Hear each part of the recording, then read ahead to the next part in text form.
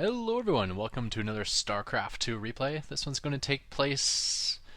Well, let me get the races out first, and we'll talk about the map. I am the red Terran spawning in the bottom right corner, and in the top left we have the yellow Zerg opponent, Jake Bake. He's actually someone I wouldn't normally get to play, as he's about 500 points ahead of me in the ladder. I think he's about a 1900 Diamond League player, and he's top 5 in his division, where I'm only about 1450. And the reason I'm getting to play him is this is a custom match. It's not an actual ladder game, and as you may not recognize the map, this is actually one of the Icy Cup maps. I do not know the name of it, but it's a pretty interesting map. I do notice some commonalities of most of the Icy Cup maps. One is they're usually a very long rush distance to get all the way to your opponent's base. Like even this is kind of blocked off, so you gotta go around. Another thing I notice is almost always a small choke point to get to your natural. In this case, there is no high ground, there's no ramps, that's a little bit worse, and there's also destructible rocks to widen it. I'm not sure if that's actually for offensive purposes, or maybe once you're expanded out here and you want easy troop movement, maybe you should blow it out yourself, just so you can get everything moving smoothly. Or this is probably just because it's based on an old Brood War map, in which case they had this in the old Brood War map. So anyways, it is a small choke point and leading to the natural, and the natural expansion, very good for my fast expand, as my fast expand really covers both the entrance and the run by very well. And sending in my early scout to hit. I keep on saying Jake Blake. Jake Blake would be pretty cool. It sounds like an awesome name. Jake Bake just sounds like some sort of box to get full of powder that you throw in the oven or something. Some shaken Jake Bake? I don't know. Chilling drone out here. So looks like we both went for a fast expand build order. And I am going to be doing, well, I built another barracks there, but I'm like, screw it. Screw the natural build, let's just try out the, the Raven build once again. And this will probably be one of the strongest tests for it, as I'm facing a really good opponent who's going to take a pretty giant lead during this game.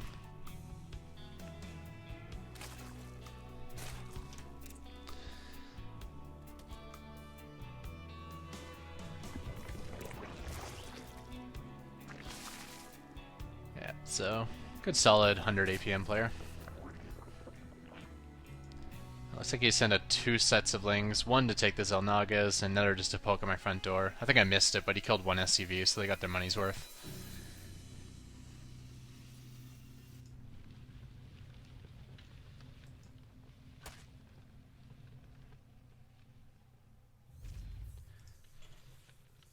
I'm building out barracks, so looks like I'm in sight range. Let's see. Oh, yeah. So, I was going to use this barracks to scout with, but that's not going to work out. I did cancel it in time, but I lost the SCV. I guess it would make more sense for me to flee my SCV first, and then wait as long as I can before canceling the barracks. Give me more of a chance to get my SCV out alive. Jake Bake's taking his third at the high yield. Notice this high yield only has 1 gas. On these Icy Cup maps, they have very different types of expansions. Sometimes they have mineral-only expansions as well. Infestor Pit going down, Roach Warren. Throwing out a lot of tech buildings now. Barracks and Spire. Or sorry, Baling's Nest and Spire.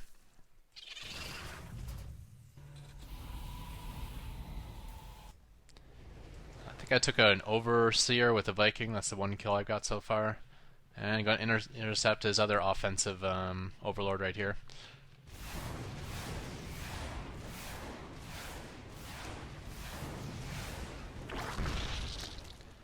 Not bad. Anytime you run into Mutalisk, don't try to run away. Just fire, getting as many shots off as you can, because you can't flee Mutalisk when you have a Viking. They're just too fast for you. Yeah, one of the other attributes of Icy Cup maps, there's always lots of room behind minerals. So he's actually able to fly in, and this is devastating for me. He's going to be able to scout my Ravens, which is really sucks for me. I didn't want him to know. He's even able to pick one off.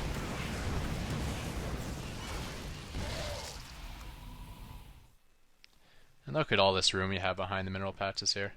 I definitely prefer the maps where your mineral patches are right up against the edge of the screen. That way it's a lot easier to seal off these meters from getting inside. Killing off my SCVs with the bounce damage. Yeah, better to keep my Marines up near the missile turrets so they can fight together.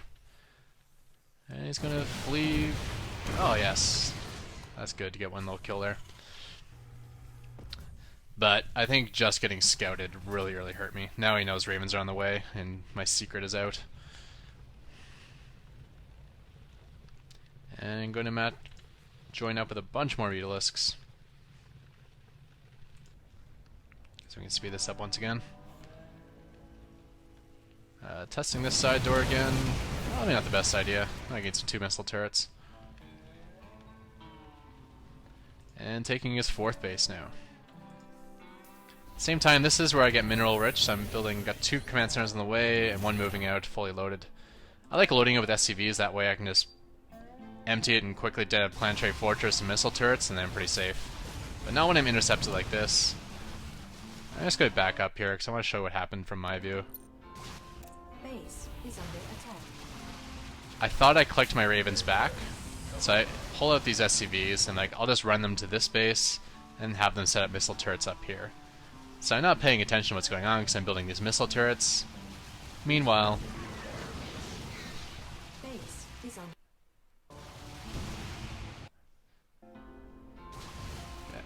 meanwhile my Ravens were not actually sent back, so I got 9 full health Ravens here, and they're going to run right through these Mutalisks.